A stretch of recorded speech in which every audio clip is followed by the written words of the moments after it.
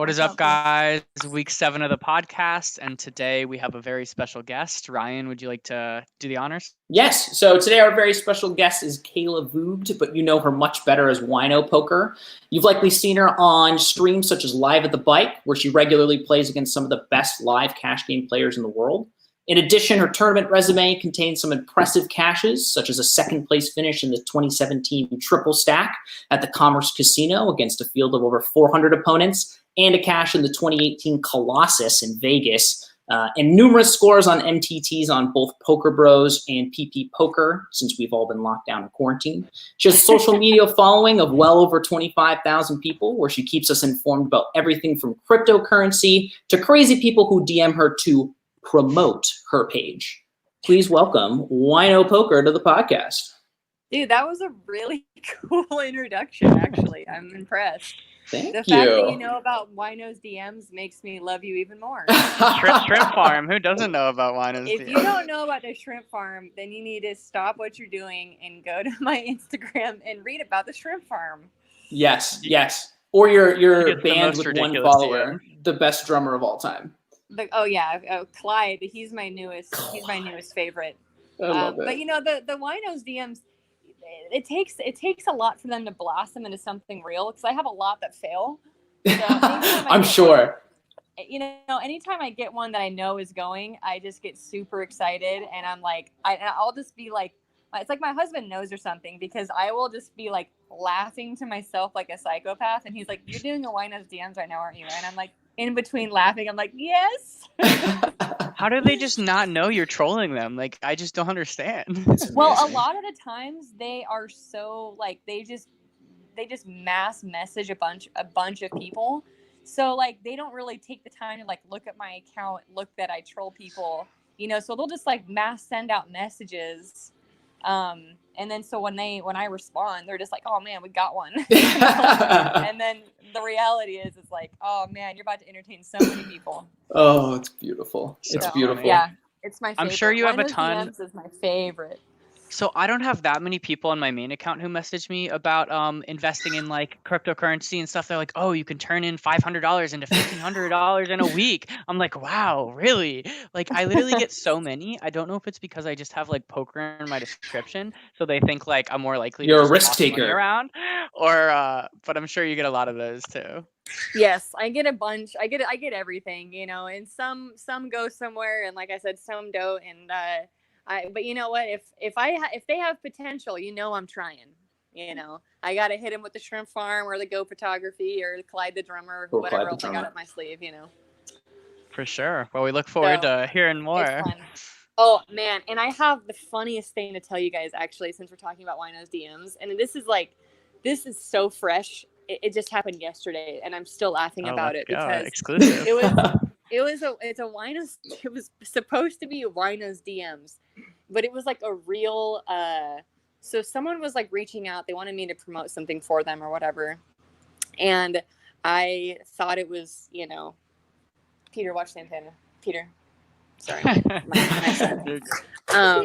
So anyways, this guy like messaged me and he's like, "I want you to promote this thing, blah, blah, blah, blah." But it didn't seem like legit. So I instantly was like, "Well, I only take, you know, or I only take US dollars," something about like, "I don't believe in Canadian dollars," or something, because you can only buy maple syrup or something like that. Like, I just like went off on like, and he was just like totally with me. Like, "Yeah, I agree with you. Like Canadian dollars suck," and yada, yada. And I'm like, man, anyways, I was like, "So what do you got going on?" I was like, "You know what, second, anyways, I'll go ahead and take some maple syrup." So the guy's like, "Okay, well, send me a link of what you want us to buy you or whatever." And I'm like, "All right." So I sent him a link of like $182 maple syrup.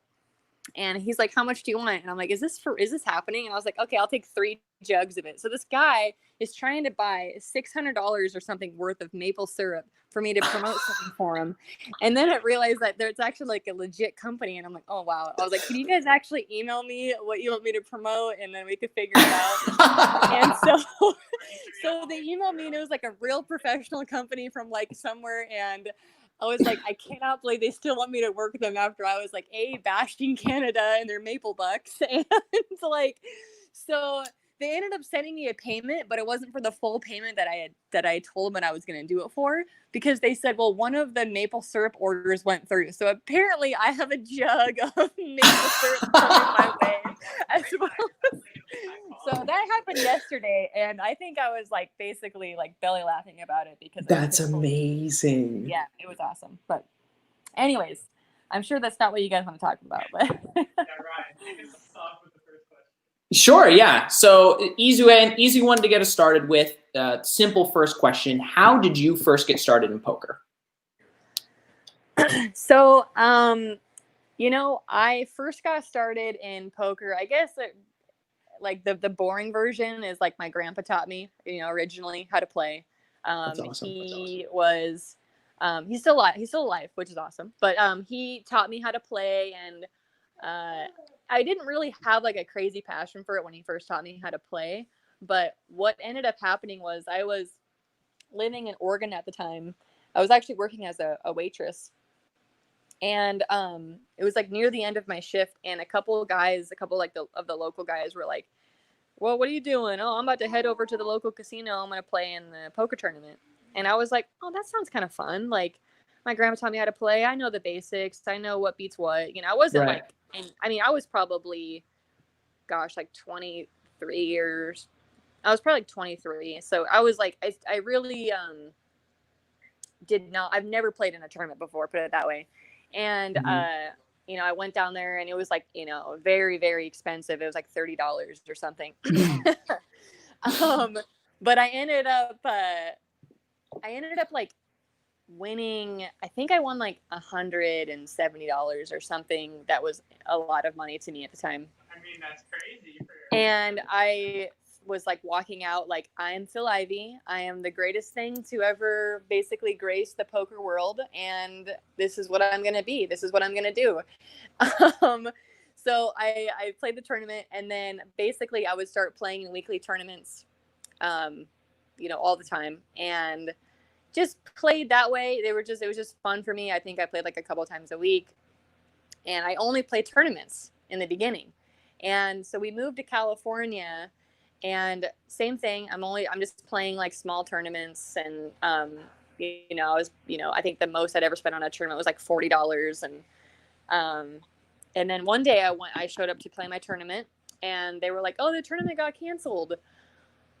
So I was like, "Oh no!" And they're like, "Well, you could play cash." And I was like, "Well, what is cash? I don't even know what it is." So like, one of the people had to tell me, had to teach, you know, literally teach me like what the cash games were. And so they were like, "Yeah, you can buy it." Like, they had to tell me what to do. So I was like, probably 24 at the time, and I was playing 1-2, and then I realized like, oh wow, I can make a lot more money with cash games. And so I basically was self-taught. So then after I started playing cash games, I was like vigorously like learning everything I could. So I was reading a bunch of books. I was studying people on YouTube. And then what helped me the most was probably a year later, after all this, I subscribed to Live the Bike.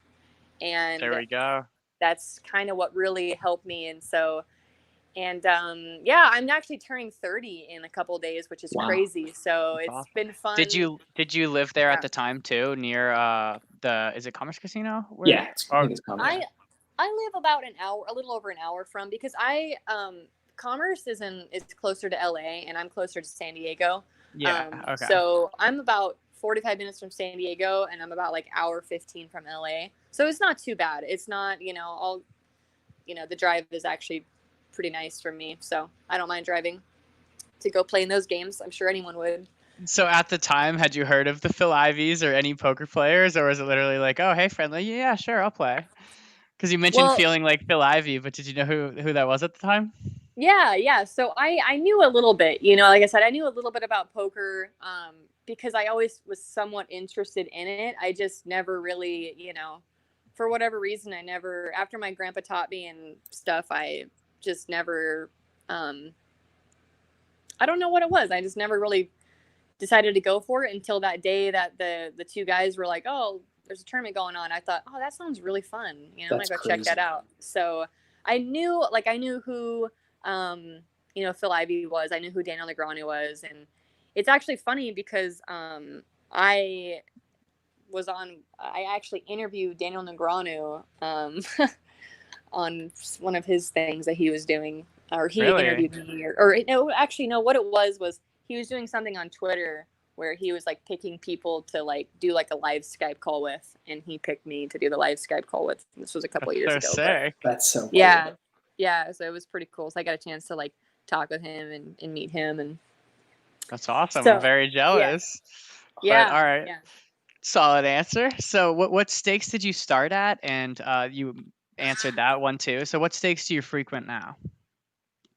Well, my favorite game, I mean, right now I consistently play 5-5 and 5-10. Those are my, I mean, now that I'm playing online, I don't really play that big very often, just because, you know, online is just so much different, you know, because of this coronavirus, we can't play live. Yeah.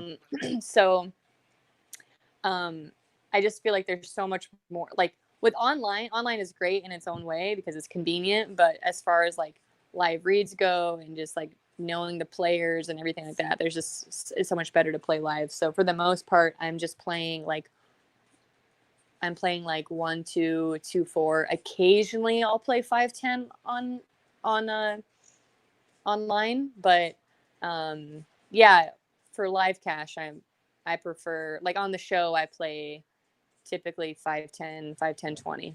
Yeah.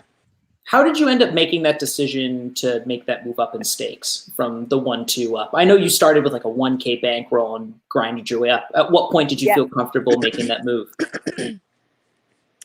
I would say like what I started doing is like I would hit like goals for myself. So as far as like buy-ins would go, so like I think that, you know, you should have a minimum of 30 max buy-ins, maybe even more, but it should be a minimum of 30 max buy-ins to whatever game you're playing. So, you know, if you're, you know, playing something where the max buy-in is 1,000, then your bankroll should be at least 30,000. That's really good advice. That's what I mean, because I am not a nit when it comes to poker at all. I'm like the absolute opposite. I mean, I get out of line all the time. Love to see it. But I am an absolute bankroll nit because so many people, and I've had a ton of my friends who have gone broke because they don't know how to properly bankroll and they don't know how to manage their bankroll. So, yeah, so that's why that's something that I take very serious. And if someone is listening to this and they actually want to take poker, you know, as they want it to be their main thing for right now, then they have to really treat it like a business. They can't be like all over the place. So they have to have standards for themselves where, okay, if I drop below this amount of money, then I need to drop in stakes and I need to grind back to where I'm comfortable playing, you know, the higher stakes again. So that's kind of my advice there, I guess. That's great. I think that's great advice. And I think going hand in hand with that, I know some people who play regularly in frequent casinos and consider themselves serious, and they don't even have like a poker tracker and aren't even like tracking all their winning sessions. They have no idea how much they're up or down. Sessions. I mean, yeah, like when you lose, it's not fun, but like if you're taking it seriously, you just have to do that. Like, right. Exactly. And if you're going to treat it like a hobby, then you're going to only make hobby money. That's a great way of putting it. Yeah. So that's kind of how I look at it. That's how I've done it. Like I always take it very serious. Anything I do, like I'm going to make sure I'm doing it right. And not that I'm like, it's funny. Like I get so many DMs of people asking me like, you know, oh, I want to be like a professional poker player like you, or what's your advice on being like, so, you know, the best? And I'm like, dude, I'm not the best. And I don't want to be the best. Like I'm here to have fun. I'm here to show people that like, it's, you know, there's a lot of serious people in poker. Like if you go to a poker room, you can just look around and see a lot of people are very, very serious, which is fine. That's just not me. I like to have fun. I like to bring, you know, comedy to it and just showing people like the lifestyle side of poker and, you know, having a good time. And though I do take poker seriously, I don't like to be serious, if that makes sense. Oh, right. For sure. I think it's good to have fun players to play against. Like I love Andy as a player, but it doesn't look like he talks too much at the tables. But not trying to shade him. Right. And I hear though that he's actually super talkative outside of the poker, you know, room. But then again, I've never played those stakes, so I don't know how I would be if I was playing the stakes that he was playing either. You know what I'm saying? Oh, Right. for sure. That's Right. fair. Like maybe I would be quiet too. Oh yeah, no, I mean, definitely scared, but he definitely doesn't seem to like emotionally react. Like he lost that huge pot, the set over quads hands or whatever, and like he just didn't. I mean, you have to be professional about it, and I'm sure he's rolled for it, but like he just didn't react to 150,000 pot. It's just so crazy. Right. It is pretty insane that the emotions that, and you can always tell the maturity and the emotions of someone by how they react to a bad beat, you know? Absolutely. Oh, yeah. Not Phil Hellmuth. Like he took it totally class act. Oh yeah. Well, you know, that's kind of his like brand though, you know, he's the poker brat. Right. So I think even though he might not even if he didn't feel like blowing up, I think he just does it because that's like what he's known to do now, you know? Absolutely. 100%. Yeah, I agree. It's pretty fun to watch. It is pretty fun to watch. The next question is, what tips do you have emotionally for just handling a downswing? Well, it's inevitable. So, you know, Right. downswings are going to happen. I think the best thing you can do is just know like, hey, I'm going to get out of this. It can't last forever. And, you know, if you need to take a break to like get your mind off things, do it. But for me, like if I'm ever like in a crazy downswing, I will take a small break from poker because again, it's not full time for me. So it's not like something that I need to grind constantly to like pay my bills or something like that, you know? Mm-hmm. It, you know, even though I very much could, it's just never been like my full-time income. So I think it's just one of those things where, you know, poker there's luck to it. You know, if winning players are going to consistently win, but there's just shit happens, you know, sometimes you're going to be on a downswing. You have to be mature enough to know like this will pass. I'll get through this, you know, and yeah, I don't know. No, that makes a lot of sense. I would go. Yeah. You want the next question, Ryan? Yeah. So other women we've had this podcast think that men play differently against them. I know you've recently been on the Queens of Poker, the documentary and things like that. And, you know, would you generally agree with that statement? And how do you exploit, you know, guys at the table who look at you and say, why is she here? Oh man, you know, actually of all the questions I get, this one is for sure the most common. Yeah. Because men definitely do play different toward women. And I love it. Because I literally make so much money off of them. It's amazing. Because men love to, for whatever reason, they just, you know, they're like, and this isn't all men, because like there are some men that like are actually like respectful toward women and they actually like playing with girls, you know, and they, you know, they're not a bunch of just bros being dudes, you know, with men, you know, eating sausages or whatever men do. I don't know. Eating sausages. I mean, actually, that was a really bad way things. It's pretty funny though.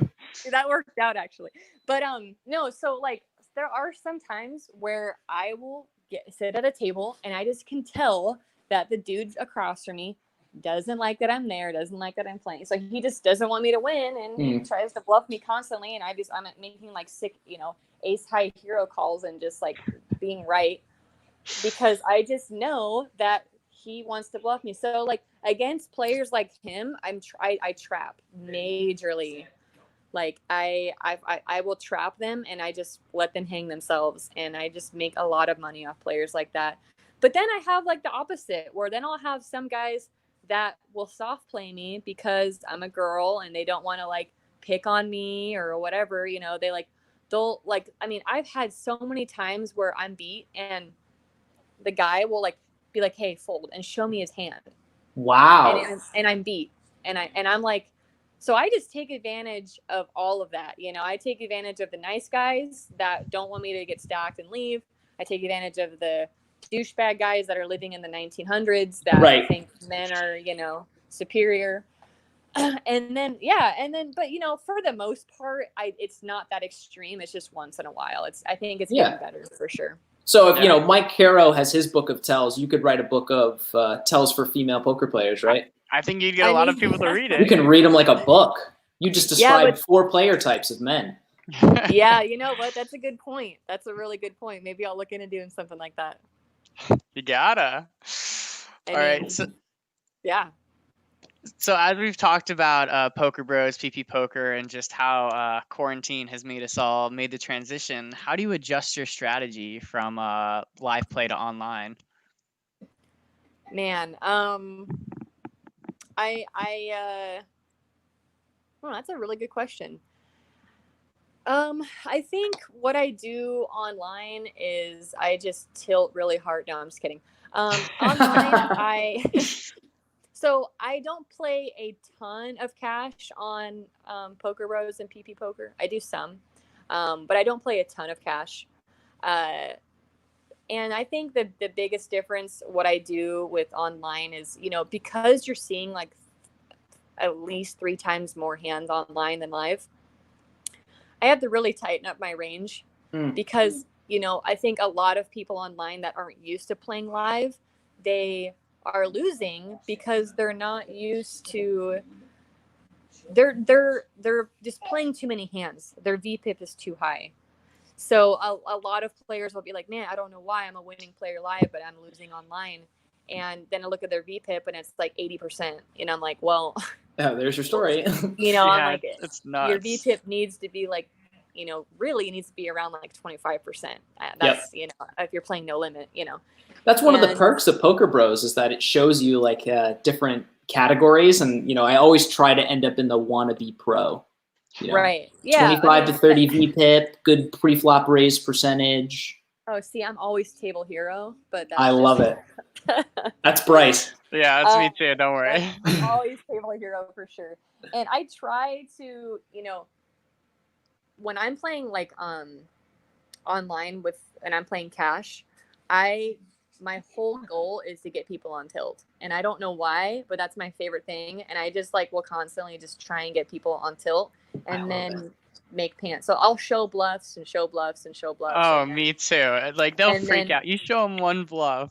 oh, they tilt off so fast. It is comical. Like you show them one bluff in a small pot, the next hand they're like all in, and Yeah, you're there's just, some monkey tilt. collecting. It's really funny. So I think my biggest adjustment to online is I don't play as long as sessions for one. So Right. I try to be as productive as possible in the session I'm playing, whether it's 30 minutes or an hour. I just try to be as productive as possible and get them on tilt early, and then just and then collect later. But I play more tournaments on PP Poker and, Right. And Poker Bros. That's what it looks like for sure. Kind of an aside, but do you ever host? I know there are meetup games sometimes. Do you guys go on video call too, like Johnny Vibes and stuff, or is it typically just messaging in the chat and just kind of hanging out there? Yeah, I've done a couple meetup games. Me and my friend Alex, Novocaine Poker, we've done a few meetup games, but because I've been traveling, it's been a little bit harder to do. So I've been taking a small break, but we don't do like the video calls like Johnny Vibes does, which is actually a really cool idea. Oh, for sure. But it just seems kind of like a lot of work, and I'm not that tech savvy. Peter, get that remote out of his mouth. It's not too bad. So once a week, our club like goes on Zoom calls for like our bigger tournament, like cash game, and that's been fun. It's been real fun. It's fun because eventually, if you have 8 people on a Zoom call, the best part is that at least one person's going to run deep in the tournament. So even if we're all playing cash on the side, we all get to sweat with the one person who's still in. Oh, that's kind of a cool idea. Oh, it's so fun. It is. It's really nice. Yeah. So one of the other things, we're sweating when I was running deep in the Poker Bros. I hope you guys got to see at least one of them. Oh, I'm always watching your sweats. Okay, good. Good. Well, one of the things I wanted to ask you about, so as a regular on Live at the Bike show with a really big viewing audience on Twitch and, a great vestige of live poker right now, how did you get into that game? And what's your favorite story from the table? Just one of those things that we couldn't see from the stream, but you just caught. So do you ask how did I get on the show with Live at the Bike? Mm-hmm. So all I did was I applied. So back when I had like negative followers on my Instagram, no, I'm just kidding. I had like maybe 1,000 or something like that when I first started playing on Live at the Bike. maybe 2,000 followers on Live at the Bike. Right. I just went on their website and I applied for one of the dates, and they like ask you a bunch of questions, like, you know, how'd you hear about us, and are you an action player, and yada yada. And so I, you know, I wrote them and I said my Instagram is WinoPoker, and you know, I'm a female poker player. And so all of a sudden they're like, ding ding ding, ratings. No, because obviously there's not a lot of female poker players. You know, there are, but there really aren't. And so that was really easy for me to get on the show just because of that reason, I think. However, they're always looking for new players. I think the problem is like a lot of people want to play on the show because the show is so good. And then they try and get on the show and knit it up. And I'm like, hey, buddy, you're not being invited back. It's a show. So if you're not going to be fun, you're not going to get invited back. You get 4 hours to be creative with the cards that you get. So when you're there, it's not time to like bump up your hourly and try and like, you know, it's like have fun, really show off your skills, because you're not going to get dealt a bunch of premiums in 4 hours. That's just not how it works. You know, you just need to have a good time, and you can absolutely still show your skills because, I mean, look at Garrett, Andy, all those people that play the high stakes. You know, they're extremely impressive, and they're not always getting dealt premiums. You know what I'm saying? Absolutely. Right.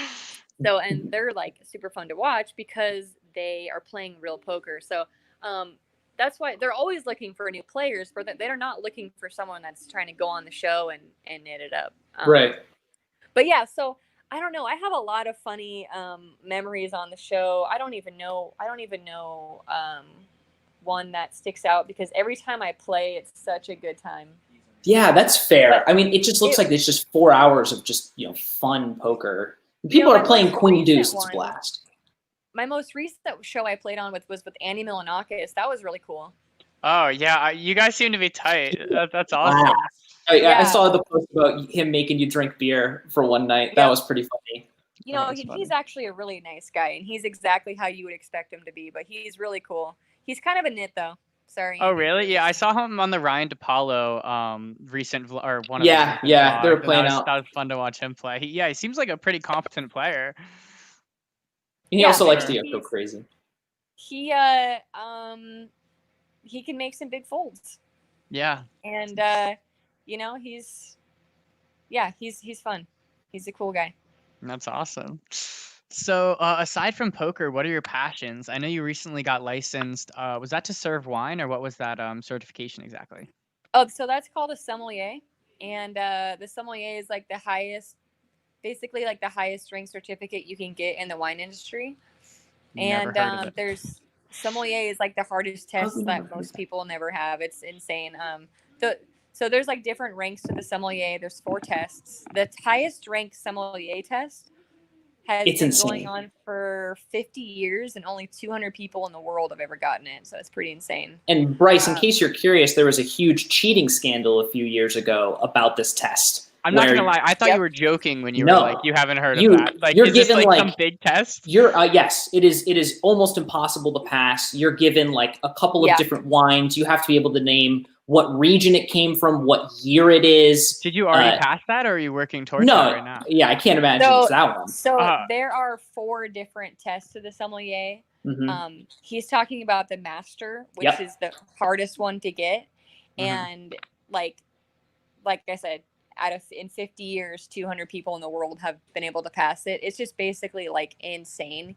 You have to know everything about wine. You have to know about all of the regions of the world, the sub-regions. You have to know about wineries in the sub-regions. You have to know about the different grapes, how they grow, where they grow, what they grow in, what, you know, everything about tannin. I mean, the stuff that you have to know is insane. I did the introduction one, and I was like scared of that. And that one was hard. And that was like 2 full days of training. And that one was still hard. So yeah, but it was really fun. I definitely have a passion for wine. I love wine. It sounds like it. So I guess a random, that makes sense. I guess a random question that I'm interested in is so like, how much of a difference is there between a $30 bottle of wine, a $100 bottle of wine, and like a $300 bottle of wine? Like, where is the, like, obviously there's a difference, and I've had this discussion with like my family too, and it's just like I feel like there's a certain threshold of once it's a certain amount, like the price per dollar, I guess, doesn't make exact sense, if that makes sense. Yeah. There's going to be a lot of things that vary on like the cost of, what something is going for. First off, like if you're in like, for example, Napa, your grapes and like what it costs to like get things going is just expensive because the area is expensive, it's sought after. Or if you're like more into like old world wines, like when we're talking about like France and Italian wines or something like that, just if the wine is from like Grand Cru or Premier Cru or Village or whatever, that's gonna make it more expensive. But how I look at it is if you like the wine and it tastes good to you, it's good wine. Absolutely. That's So, fair. and a lot of people, you can tell the difference between like good and bad wine. Like if I sat down with you and I poured a $30 glass and $100 glass and a $300 glass, I would believe that you might be able to tell the difference. Even Bryce might be able to tell the difference. Hey, I've been getting into wine. I feel like you'd be able to tell a difference. And if not, like, then that's, I don't know. I feel like you'd be able to tell the difference though, but maybe I'm wrong. That's fair. But I'll let you know. it's I'll just keep you updated. The main thing that's going to make it more expensive is definitely where it's from and definitely like, the grape and everything like that. And if it's like, a smaller winery is going to be a little bit more expensive than like a huge mass production place because it costs less money, It's just kind of like everything else in the world. Makes sense. So I guess the last question I have, I don't know if you have any more questions, Ryan, but is when do you think people should make the jump? I remember about like 9 months or something, people took a post of yours about like waiting in traffic and like making like a 45K a year or something. It had like a bunch of like hateful responses. So like what percentage of people, I guess, do you think should make that jump? Obviously, if you're very passionate about it and you're disciplined, I think you should follow what you're passionate about. But do you think that many people should just quit their jobs and go play some poker? That's a really good question, and I'm glad you asked me that because I don't think that everyone should quit their job and play poker full time.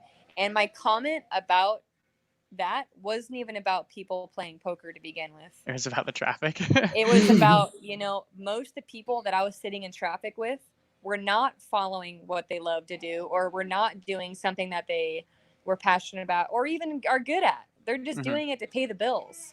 So I was just upset that a bunch of people were making me late because they gave up on their dreams for a job that they probably hate.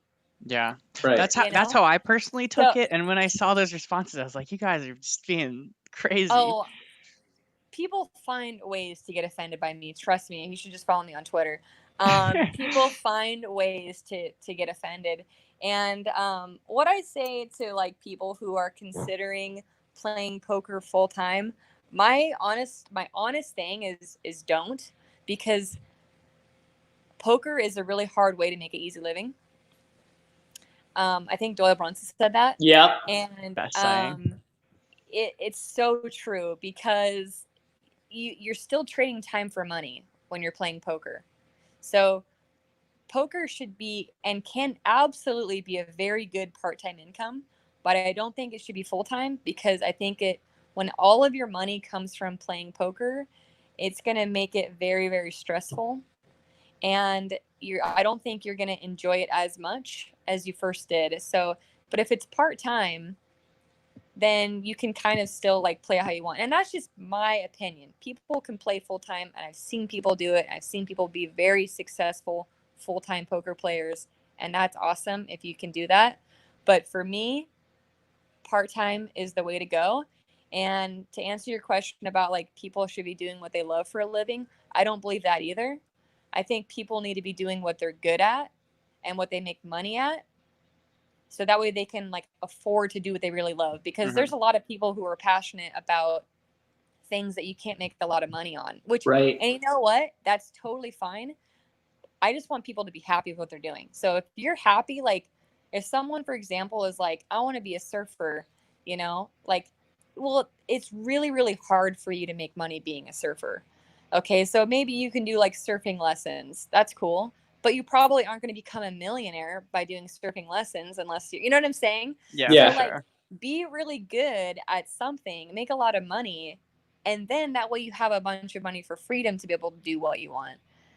Unless, like I said, you don't mind not making a lot of money from, let's say, this is like I said, a completely random thing I just thought of, but like if surfing is your passion and you want to do that and you want to teach surfing, awesome, go for it. But it just kind of depends on what you want to do with your life. And this is like a whole nother topic we could talk about, but I don't know. You know what I'm saying? Yeah. Yeah, no, I think that's very good advice though. And I And think some people like just get obsessed with their job and like you have time in the day after your 9 to 5 to work on your passions and to be Mm-hmm. happy. And if you're but most focusing people just on watch Netflix, you know? Right. exactly, Yeah. And that's a whole nother story. That's a whole nother topic. You know, the reality is most people are not willing to sacrifice enough to become in the top 1% of their industry or in their field. Mm-hmm. So, you know, they just have to kind of do what they want to do. But that's like a whole nother topic. And I love talking have about you that been kind of talking to this stuff Peter because guy? that's, yeah, I don't know if you've heard of him, Peter Voog. Yeah, it sounds familiar. Yeah, he knows a thing or two about a thing or two. That's so But That's awesome. awesome. that's all he talks about, you know, is stuff like that. So, and that's something that we're both really passionate about is you know, helping people with that kind of stuff too. For sure. You're both making a great impact on the communities you're in. Well, Do you thank have any you. do you have any questions, Ryan, left or I'm good.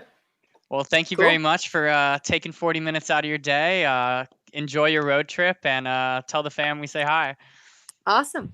Will Thank you do. very much, Thanks for, All right, Wino. We thanks again. appreciate it. thanks for having me. It's Appreciate been it. No fun. problem. Take care.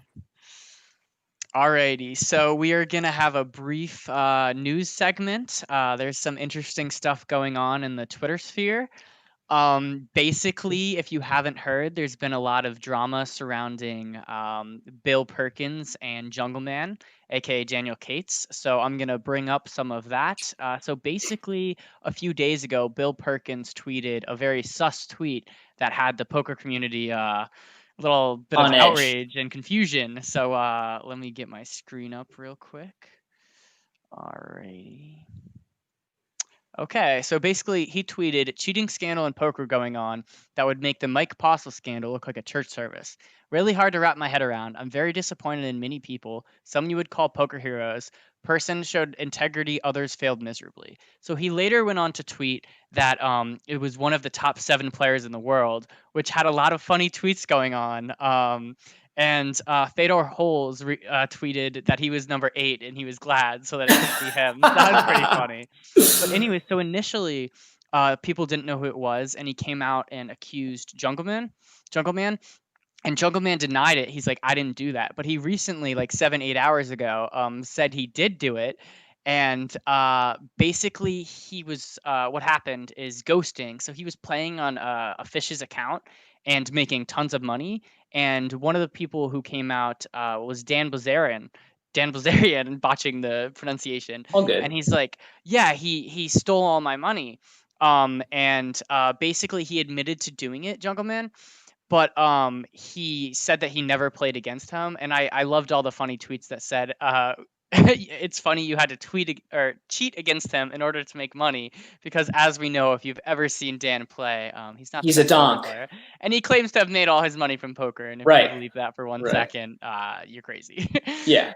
So what do you think about all this going on, and do you think ghosting is cheating? I know we talked about this in our poker chat a little bit, but Yeah. what is your take on this? It's interesting.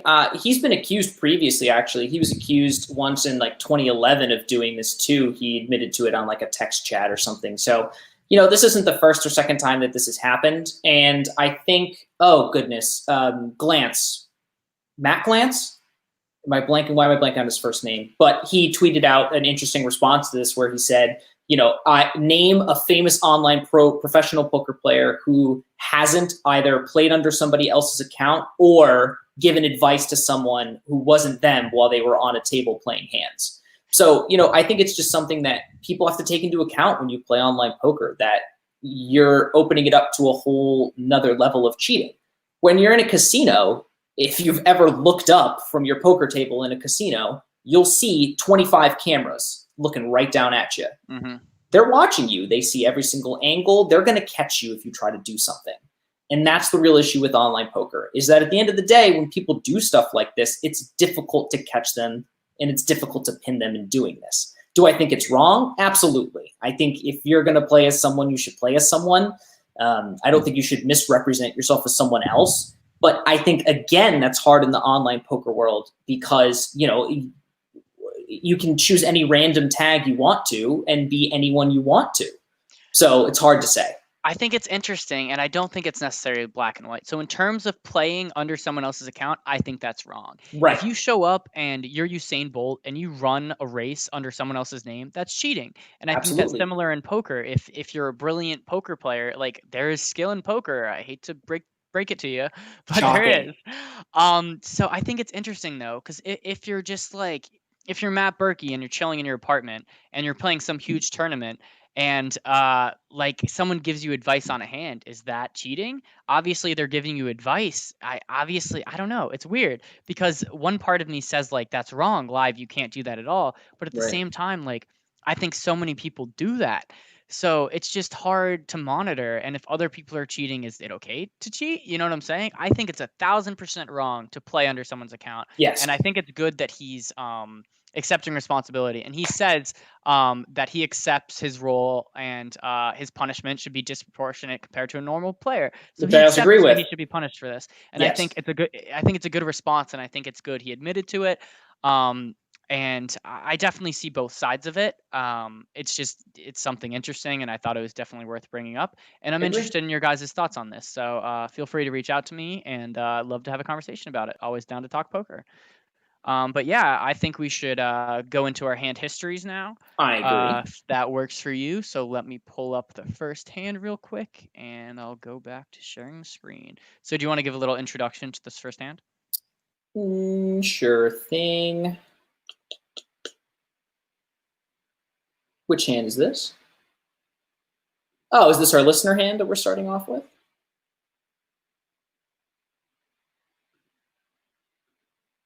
Uh-oh. We are having some technical difficulties with Bad Beat Bryce. We're going to give him a second.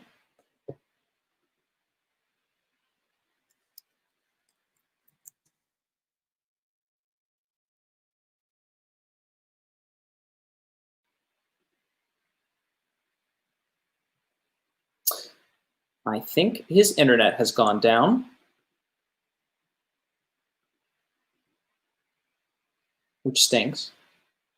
But we're going to give him a minute to try to figure that out while I give a long-winded introduction to this hand. So this is a listener hand that was sent in to us by one Chad.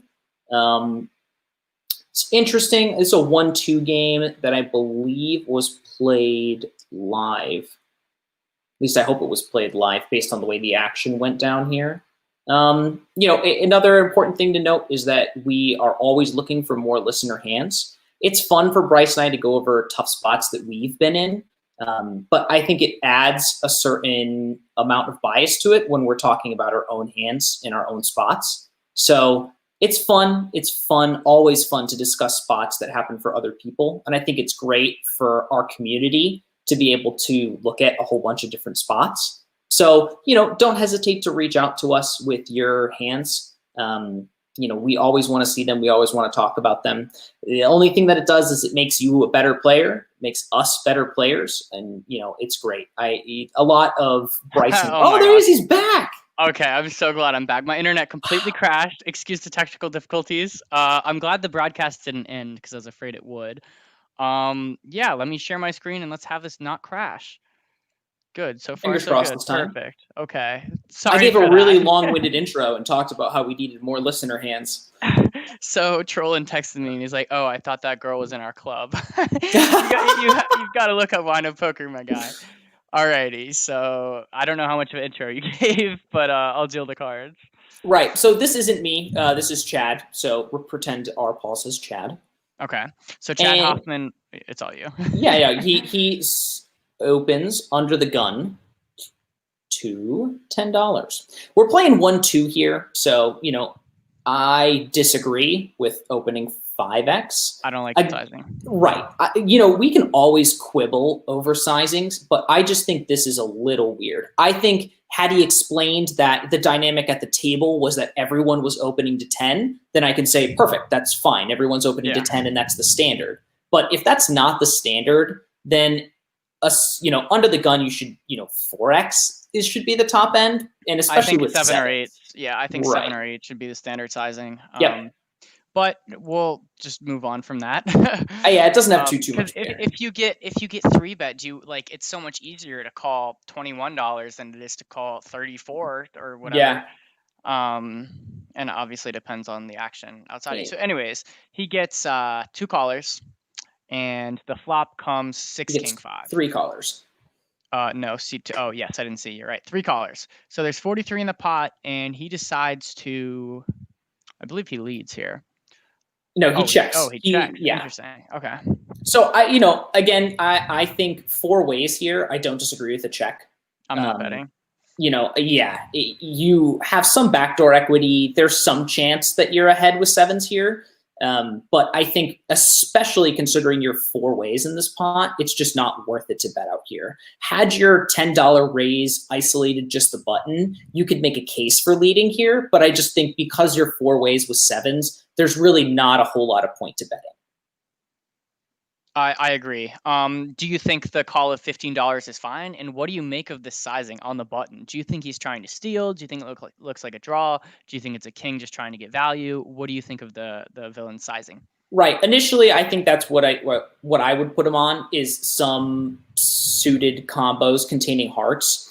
I don't think with the button being the 3rd caller that he has a lot of kings in his range, because most of his kings that he would have in his range would be incentivized to 3-bet there.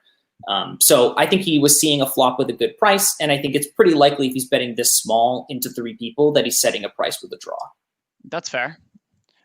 So he gets there's 1 caller other than Chad.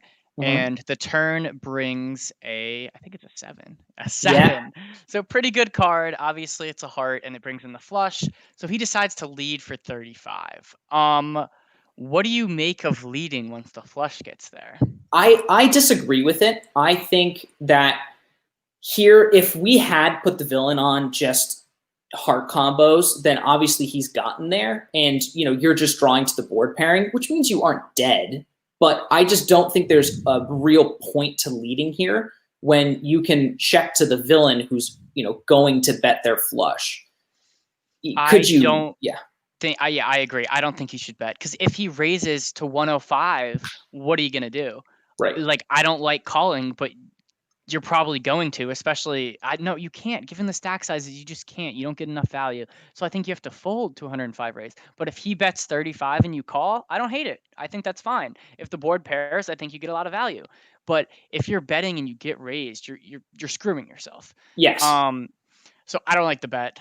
I believe the villain flats. Yeah, villain just flats. And I think when villain flats here, his range is still wide. I don't think he has the ace high flushes, though, because he could have I don't know. On the button, I personally would look to be raising ace deuce, ace 3, ace 4, ace 5, ace 10, ace jack of hearts. Right. So I still lean towards thinking there's a high probability as a flush here. What is he floating you with? A decent king? Maybe, but you bet 35. It's a pretty sizable bet. I also, if you're going to bet, I don't know if I'd bet that big. Yes, it's against 2 people, but I just don't like betting turn is the moral of the story. I think villain could also be doing this with something like the ace of heart, because he would have a blocker to it. So if he has some weak ace X type hand with containing the ace of heart, this also makes a lot of sense. Yeah. So river's horrible. 10 of hearts. Awful river. I don't think you can bet here ever. Why turn your hand into a bluff when you're out of position? I think it checks fine. We can evaluate his sizing for maybe a hero call, but we'll see. So we check, I'm pretty sure. I hope. Yeah, he checks, and there's a bet of 50. Well, so, yeah. pretty gross spot. 50 into 150, it's just so small. Honestly, I would call here. I'm a donk for saying this, but I would call here. So he shouldn't have he shouldn't have the ace of hearts here ever.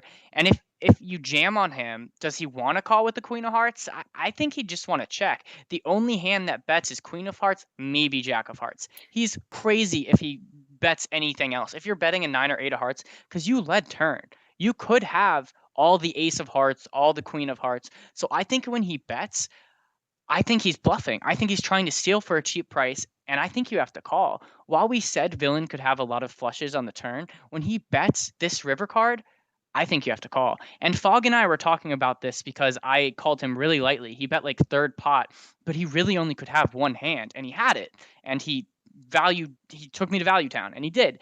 But at the same time, I think you can steal, and I think a lot of players just fold because they're like, oh, I don't have a heart, I have to fold. But I think here for this price, I don't think you should fold. And that's a key there is when we're talking about pricing here, one of the keys is that villain is bet $50 into a $100 pot. So you have to call 50 to win 208 here, which really means you're getting about 1 to 4 odds, which technically good Bart Hansen math, if you add 1 and 4, you get 5, and 1 over 5 is what percentage of the time you have to be correct for this to be a profitable call. So because he's picked such a small sizing, you only have to be right here 20% of the time in order to win. And if we're looking at the dealer, if we're looking at his range, when there's 2 flats in front of him and he's flatting from the dealer button, I agree with you. I think it takes out almost all of his ace X combos that contain the ace of hearts. And I think that the ace of hearts on this river is incentivized to bet bigger into a polarized sizing on a board like this. And I think one of the things is that when you look at the villain betting here, look at how much he has behind. He has 115 back, and he's betting this into this pot. This looks to me like the kind of bet from a villain who's bluffing here. And if you raise or shove on him, he's just, snap fold to get his bluff out of here. I would not shove. I would not shove here. I am not making the motion to shove here. I'm just saying that you should probably, when he bets that sizing, that it also increases the likelihood of it being a bluff. So you didn't write what villain had. Villain was bluffing. I did. Oh, villain did? was, yeah. I don't think it shows. It didn't show, which is annoying. What did villain have? Villain had ace-8 offsuit, not containing a heart. The villain bet this river and then tabled that sucker. Yeah, so I mean, gross. There were a lot of things we can comment on this hand. I think when you have a set, it can be hard to play when the flush gets there, and I don't love how you played it, to be frankly honest. But I think you have to call river once you play it how you did. Right. But I mean, I understand why you folded. It's tough to call on a 4 to a flush board without a flush. Like, I get it. But I think it's profitable to call here. And one of those things is villain dependent too. Yeah, it is villain dependent. That's one of the things is we didn't have too much info on the villain. If it's an old man coffee type guy, you're gonna run into issues. And I would 100% fold there because you're just like, he has it. But absolutely against you, I don't know. So this hand I actually haven't looked over, but you told me you play it poorly, so I'm interested to see how you play it. So this is 30-60 online, and we're on the button. Well, you're on the button with ace 10. Yeah. And there is a middle position raised to 180, and you decide to flat. Why did you flat here, first of all? Yeah, great question. So it's ace 10 offsuit. I'm on the button. I think flatting here has merit in that I just get to see a flop in position. I honestly probably could have let this hand go because I like 3-betting more than flatting. Absolutely. And I think that this is one of those things where like my 3-betting range should be a lot more loose from the button. And like this is just one of those combos that I can involve in that 3-betting range, especially when it goes, bet from open from middle position, call from the cutoff. I think it's a great place. Yeah, absolutely. Yeah, and I think by flatting, we incentivize the blinds to call, which is not a good thing. I just don't think it puts you in a good position. I think if you raise, you get if you get re-raised by Lil Man Jake, you can get away. You can get away, and I think you can fold out like ace jack off type hands potentially. Right. But yeah, anyways, let's see what happens. That's the first of several mistakes. Flop is 10 deuce 3, dream flop for ace 10. Gorgeous. And 520 into 780. Fair sizing. Interested in what he's repping. It seems like he's repping overpair, set of tens, ace 10. I'm sure you probably agree with that. I do. And I think this is where we run into the first issue, is where I flat here on the flop. I think one of the things that I've been trying to add to my game is the hand's still running, by the way. Oh, shoot. Zoned out. You did zone out. So what did you do on the turn? Did you raise? Or on the flop? Wow, I need to go on the back. flop, I just called. And I think that is a very clear mistake.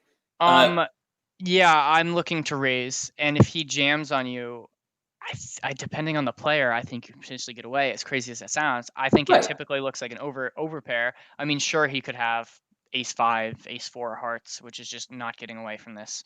But yeah, so you decide to flat, which I don't like. And here's another key as to why I don't like it, is that because there's a flush draw on this board, and I think that this board specifically, and one of the things that I did not note at the time and what causes this to be such a trappy spot, is that I didn't really give a lot of credence to how wide the small blinds range can be here. Just because of how much dead money is in the pot and how incentivized they are to flat pre, they can have almost any hand here. Exactly. And I think the most fundamental mistake that I made in this hand is that I underestimated what the small blinds range was like, and I put him just on a draw. Where I was like, oh, he's just getting a fantastic price to see a turn. He probably has a heart draw.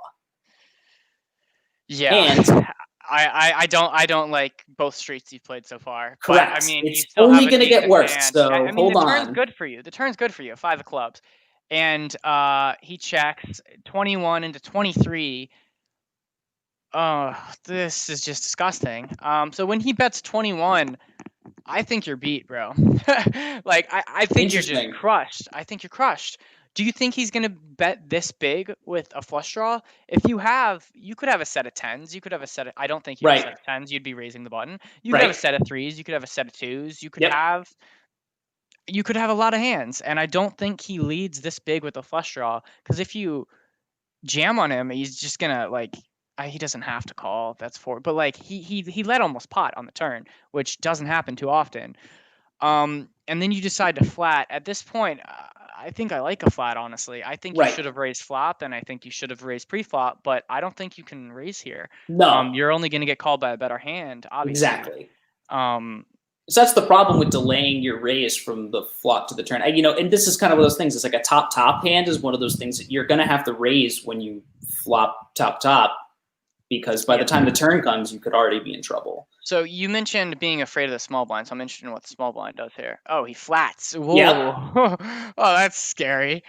Whoa, what happened on the river? So the river brings the ace of diamonds. Does he just open jam? Oh, no, little man bets 58. You flat call. Okay. Okay, so So here's how it happens. Here is how it happens. So Grun checks. Little man Jake bets basically everything. Grun definitely has a 4. And I'm looking at this, and I decide on the flat call. I've river top 2. You have to call. You have to. I hate this whole hand, but you have to call. You can't call flop and turn to fold to the best card that could have come out. Exactly. I mean, literally the best obviously a better card, but you can't fold. A 10's a significantly better card because it doesn't put 4 to a straight. Right. But you can't fold. I agree. You said you played this hand horribly, and I think you played it bad. I don't think you played it horribly. I think you have to call here, but I think you could have played the different street or the other streets better.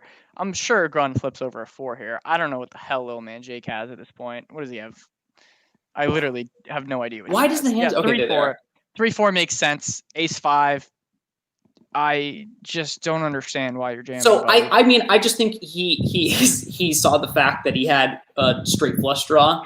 And got a little excited. That makes sense though. Ace 5, obviously, I put that in his range. Yep. That makes sense. I think if you jam flop, he calls, which is so interesting. I mean, turn. Betting turn huge. That's so interesting that he did that. I mean, I don't think it's crazy. I mean, he had any 4. He might think an ace is good for him. That's just so interesting. Yeah, 3-4 clubs makes sense. I mean, I'm not folding turn when I pick up an open ender. Yeah, I think that's why you have to raise pre-flop. That's I why you have think to raise pre-flop. I That's think you why I screwed should have yourself. raised the flop. If you raise Absolutely. flop, yeah, You just if you raise let him flop, get he's there. gone. Yeah, I Yes. mean, you screwed yourself. Absolutely. And I think It'd this be is like an that interesting sometimes. point about multi-way pots is that like just don't you can't just be giving people great prices to call with draws like that. Like, he probably, like you said, he would not have called a raise on that flop, but because it went bet call, it gives him the direct odds to draw to a 5, which he just banked. Exactly. Yeah. All right. Brutal. So we're already at an hour mark, but we have one more hand that is definitely worth going over. So Yes, we'll go let's over do that it. pretty briefly. But let me get the screen going. Alrighty. So this hand actually happened a few hours ago. We had a different hand we were going to review, but this one, it's an interesting one. I don't And even fold laundry. That's you. it involves both of us. So, oh, you didn't even put my name in. Oh wait, Dude, this is the wrong hand. freaking hand. Good thing about this is Welcome back, Steve. we do not have Keep what scrolling. the hand is. We Keep just scrolling. have a link. There it is. So there Would are you no look at that? spoilers in this The link. sickest flop of all time. I don't know about that, but it was a pretty sick flop. I think I may have made that title a little dramatic. So let me just put a little flex here. So I'm about 1,400 deep in a 300 max game. It's whatever. No, it's just no big deal or Bryce anything. being Bryce, whatever. What the fuck? did you link the wrong thing? Did I? You saw I think what I did. You saw what I just clicked. That's hilarious. Wait. Is it Ryan puts himself in a bad hand spot? Is that it? No, wait, let me just toss it in. Did you? I feel like you didn't. This should be it. Is this it? I feel like it's probably the same link. Apologize for the technical. Oh, there it is. Yeah, it should be. I just added it. Yeah, it's not this. Okay. You just added it at the bottom of the. Yep. It's below the last Wow, link. that's pretty fast. Alrighty. I texted it to myself, so I must have made a mistake. Did not mean to flash those numbers. Anyways. Alrighty. Here we go. To be a poker champion, you must have a strong bladder. That is facts. Yeah. They used to not have like breaks in tournaments, so people would like pee in bottles and stuff. That's a fun ridiculous. Anyways, I had 1.6K. Wow. Yeah, you did. Yeah. Flexing. So Bryce raises the 10 after a flat. A limp. I think that's standard. And I like to go a little bigger because I like to ISO people, and I like to not go multi-way when possible. So Ryan flats and Keenan flats, whose deuce is wild. And we go 4-way to a flop when JTB flats as well. So are we doing this hand from your perspective then? I guess. I mean, just because mine's the only one that's being shown. Okay. I think King Queen off is fine to flat. Absolutely. I'd look to 3-bet it sometimes. Yep. Especially from later position like this. And especially from me. Like I tend to raise to 10 pretty light. I like to play a lot of hands, especially against this club. So yeah, I think it's fine to 3-bet your king queen here, but I think it's okay to flat. Right. I don't think either's bad. So let's see the flop. This will be fun. Will it? Flop is 9-10 jack. So for queen king off, I think this is a pretty favorable flop. It's all right. There it goes. It's running. I definitely paused it. But anyways, Bryce bets 30. When Bryce bets 30 into 43, what do you make of this sizing? Well, I make of it as being strong. I expect you to show up here with 2 pair or better the majority of the time. I think I'd bet aces 30. Right. Aces, kings, any 2 pair, any 7. Correct. I think because of the position where you opened from and because there wasn't a 3-bet and you never had the opportunity to 4-bet, your range is more uncapped than mine and deuces should be. Yeah. So, because you have the most uncapped range, you obviously have all the combinations of aces, kings, queens. You have those. So, and I 100% expect you to bet those here. I bet 30. You raise to 90. I instantly know you have 8 queen or queen king. Yep. And deuces wild jams for $430. Ryan's counting his money, thinking about Vegas and the freaking Mirage, and thinking about where he's going to take his girlfriend to dinner when this quarantine ends. So Bryce uses 2 time banks and gets a text from good old I'm a bot. Stop stop Hollywooding. And the last second, Bryce tosses in the call. What the hell does Bryce have? That's a good question. We'll play it out. Actually, I'll say what I have. So Bryce calls. Bryce has 9s here. Okay, so let's look at the stack sizes. So Ryan raised to 90 and Deuces shoved for 430. So at this point, there's Ryan's 90, Keenan's 430, that's 520, plus the pre-flop 40. There's 590 in the pot with 200 more of Ryan's inevitably going in. So that's 790. So I have to call 400 to win 1200. So I need to have roughly 33% equity.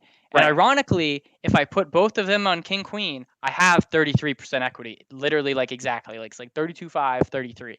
The issue is because Keenan flatted pre-flop and did not raise me, I don't think he has jacks. Small percent he has 10s. I think he has 8 queen, King Queen as well. And I think that's fair logic. And that's why I tossed in the call. Obviously, I think I'm behind here.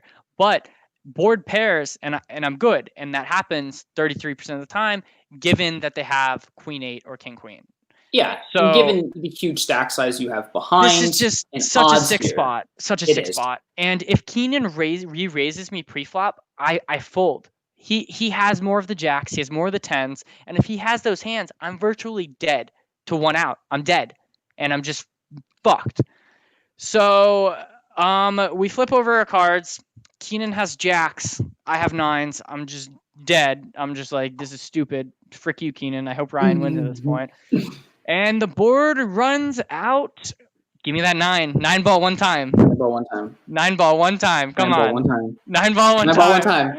9 ball one time. Not the 9 ball. Wow, you put Deuce's Wild Wins? Can you explain that to me? No, he won the side pot. Oh, he won a side pot? Oh, wow. Yeah, he almost, you know what's wild is that because of the side pot, he almost broke even on that I hand. didn't even realize he won the side pot. That's he only ended up losing like $100 on the hand.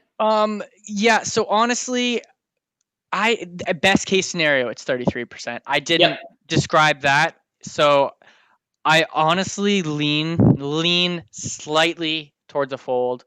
I don't fault myself for calling, but I think I maybe should have folded.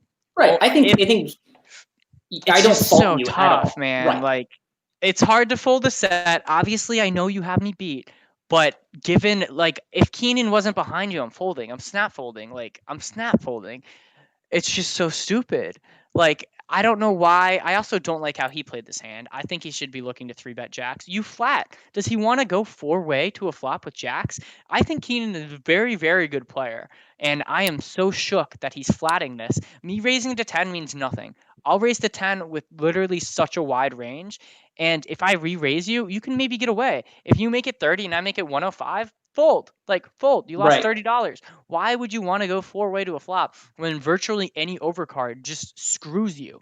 And, like, are you trying to, like, be disguised? And, like, it's I don't know. I just don't get it, man. Like, yeah, I agree. I think in the long term, flatting jacks, especially given the he's on the button. Yeah, he's on the button. There's a limp, raise, and a call in front of him. If he flats, he incentivizes the limper to see a flop, and then flop, and he has to take jacks 4 ways, which is not something you want to do. I think some percentage of the time you can flat jacks here. I just think once I call, you can't. You just can't. You absolutely cannot. I think if you had a limp, Bryce opened, and you're on the button with jacks with the limper there, you still should probably 3-bet to force out the limper and isolate Bryce, but you can make a case for flatting. I think I agree entirely that your equity drops substantially when you take jacks 4 ways. I just don't know what Keenan's shoving. Like, does he think I'm ever in a million years calling off with aces, kings, or queens? Absolutely not. Right. So I either have 8 queen or I'm donking off with 9s or 10s. And he should think at least one of us have the straight. Yes, a paired board saves him, but do you really just want to shove all the money in right now? Like, what is the point of shoving in the money when I'm behind you? That's what I don't get. Like, you could lose another $200 if I have a straight. Like, it's a brutal spot. Okay, if I have, let's just say for the sake of argument, I have 8 queen here. I think I fold.